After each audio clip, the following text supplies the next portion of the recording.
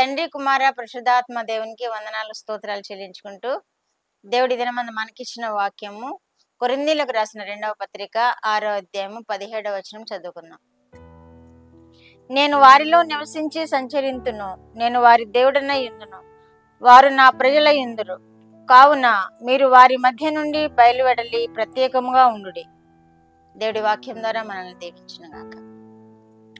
ప్రేమైన దేవుని బిడ్డలారా, ఈ దినమందు దేవుడు మనకి ఈ వాక్యం ద్వారా ఏమి తెలియజేస్తున్నాడంటే, మీరు ప్రత్యేకముగా ఉండుడి అని తెలియజేస్తున్నాడు. మనం ప్రత్యేకంగా ఉండాలని దేవుని కోరిక ఉన్నది.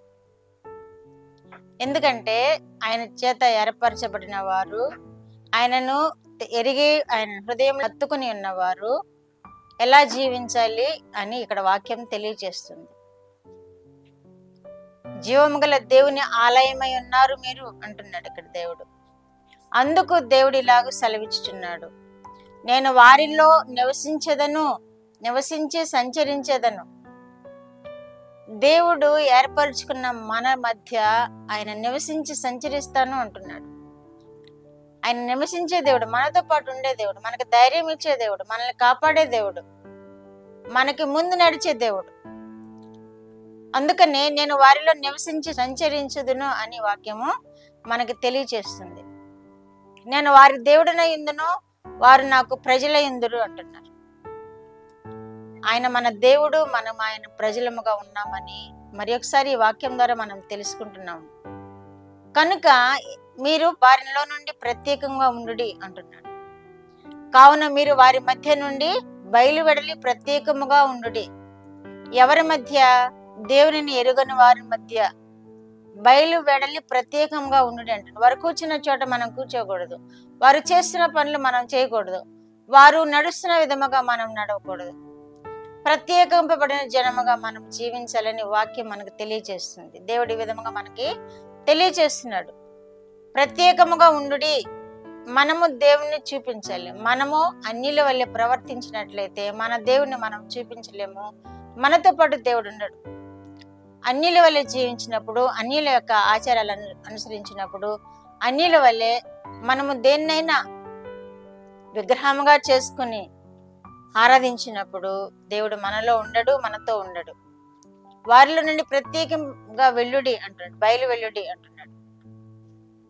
ప్రత్యేకముగా ఉండినప్పుడు మాత్రమే దేవుడు మనల్ని ప్రత్యేకముగా చూస్తాడు, మనల్ని ఆశీర్వదిస్తాడు, మనల్ని దీవిస్తాడు, మనల్ని ముందు నడిపిస్తాడు. మనకి ముందు నడుస్తాడు ఆయన, మనల్ని ఆయన మార్గంలో నడిపిస్తాడు. ఎప్పుడు అంటే మనము ఆయన దేవునిగా కలిగి ఉన్న బిడ్డలము కనుక. ఆయన ఆచారక్రమమైన ఆరాధన చేస్తూ ఆచారక్రమంగా దేవుని కలిగి ఉంటే, ఆచార ప్రకారముగా జీవిస్తూ ఉండే వారికి దేవుడు ఆ స్థితిని కలుగు చేయడు. ఎవరైతే వారి హృదయాల్లో దేవుణ్ణి ప్రతిష్ఠించుకుంటారో, ఎవరైతే దేవుని ఆలయముగా ఉంటారో వారి యందు దేవుడు నివసిస్తాడు, వారి మధ్యలో నివసిస్తాడు, వారికి తోడుగా ఉంటాడు. ప్రత్యేకంగా ఉండుడి మీరు అని తెలియజేస్తున్నాడు. అప్పుడు ప్రత్యేకంగా ఉన్నప్పుడు మనం ఏ విధముగా జీవించాలో దేవుడు మనకు నేర్పిస్తాడు. ఏ విధముగా మనము ఇతరుల ఎడల నడుచుకోవాలో దేవుడు మనకు నేర్పిస్తాడు. ఏ విధముగా దేవుని ఆరాధించాలో కూడా దేవుడు మనకు నేర్పిస్తాడు. కాబట్టి ప్రత్యేకంగా ఉండాలని దేవుడు కోరుకుంటున్నాడు. దేవుడు మన ఎడల ప్రత్యేకముగా జీవించాలని, ప్రత్యేకమైన జీవితంలో మనం జీవించినప్పుడు ఆయన మన యందు మహిమపరచబడతాడని ఈ వాక్యం ద్వారా మనం తెలుసుకోగలుగుతున్నాం. కనుక మనము దేవుని ఆలయమై ఉన్నామని గ్రహించాలి, మనలో దేవుడు నివసిస్తున్నాడని గ్రహించాలి. అప్పుడు దేవునికి ఆయాస్కరముగా మనం నడుచుకోము.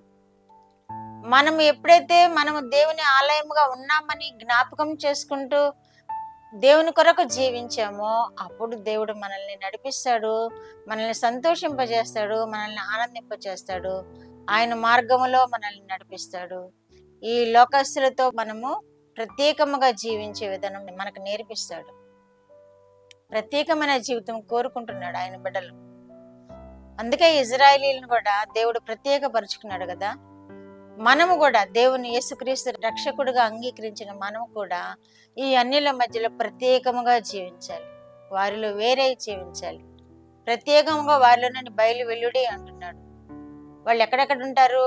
ఈ సినిమాల్లో ఉంటారు, షికారుల్లో ఉంటారు, ప్యాకెట్ల దగ్గర ఉంటారు, అక్కడ ఉంటారు, ఇక్కడ ఉంటారు. లోక జీవితం జీవించే విధానంలో ఎక్కడెక్కడ ఏ ప్లేస్లు ఉంటాయి ఆ ప్లేస్లో వాళ్ళు ఉంటారు. కాబట్టి అక్కడ నుండి మీరు బయలు వెల్లుడి అంటున్నాడు. కాబట్టి మనము ప్రత్యేకంగా దేవుని కొరకు జీవించినప్పుడు దేవుడు మనల్ని ఆశీర్వదిస్తాడు, మన కుటుంబాలను ఆశీర్వదిస్తాడు, ఆయన రాకడ కొరకే మనల్ని సిద్ధపరుస్తాడు. ప్రార్థన. మా దేవా, మా ప్రియ పరలోక ప్రభువా, మీ పరిశుద్ధ పాదములకు వందనాలు, స్తోత్రాలు.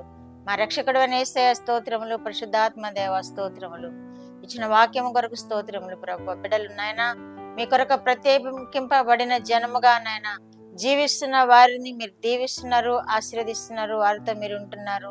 మీకు వందనాలు, స్తోత్రాలు. మరి ఒకసారి ఈ వాక్యము ద్వారా మీరు వారితోనైనా జ్ఞాపకం చేసినందుకు నన్ను మీరు వారిలో ఉంటున్నారని, వారి హృదయాల్లో మీరు ఉంటున్నారని జ్ఞాపకం చేసినందుకు స్తోత్రాలు. బిడ్డలను దీవించండి, ఆశీర్వదించండి, మహిమ పొందండి. యేసుక్రీస్తు వారి పేరిట ఈ మనవులు మీ పాదముల యొద్ద వేడుకుంటున్నాను పరమ తండ్రి. ఆమేన్.